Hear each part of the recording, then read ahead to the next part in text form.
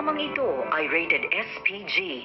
Striktong patnubay at gabay ng magulang ang kailangan. Maaaring may masiselang tema, lengguwahe, karahasan, sexual, horror o droga na hindi angkop sa mga bata.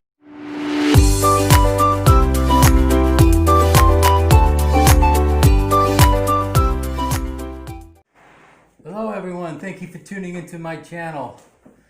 Today, Love Thy Woman. We start off with Dana and Lucy.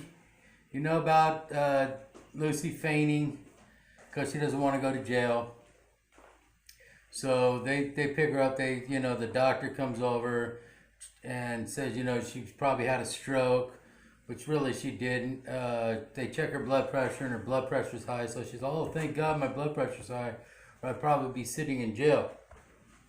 Tells Lucy, or Dana. Lucy tells Dana to keep going through with the sale of Dragon Empire.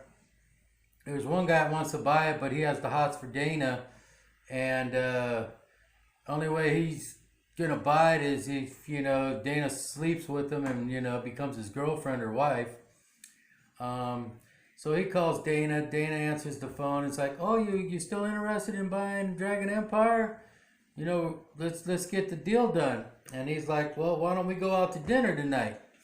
And she's just like, why go out to dinner? We already know, we're friends, and there's nothing else that's going to be going on. And so, no, I'm not going to go out to dinner with you. So the guy hangs up on her. She tries to call back. The phone's, nobody answers. Half the people that are into the company, the board of executives, or the board, part of the board's backing out. They don't want to sell their part of the shares. But Lucy's like, well, we can just threaten them, and they'll sign. So the detective, he goes into Dragon Empire, and he goes to talk to Dana, and he's like, about the hard drive, and he's like, what about you and your dad? How good were you and your dad? And she's like, oh, we're great. Everything was perfect. And he's all, that's not what I heard. I heard he changed his will. I had a new will out, and you guys weren't great, and you weren't going to be president or CEO. He already talked to the guy that erased the hard drive because Dana was going to fire him, the MTI tech. So he's just like, that's not what I heard. She's like, whatever, what did you hear? That's just old news, that's fake news. And the guy knows what's going on, the detective. So she's all, we can make this go away. She's rattling her fingers around like, I'll pay you off money, But he's like, no, I'm not doing that. We don't, I'm not corrupt. Gia is, she gets a call from Amanda's son, and he's still trying to weasel his way in to try to get more money, because Amanda's telling him, oh, you got to stay in touch with him and become close friends with her.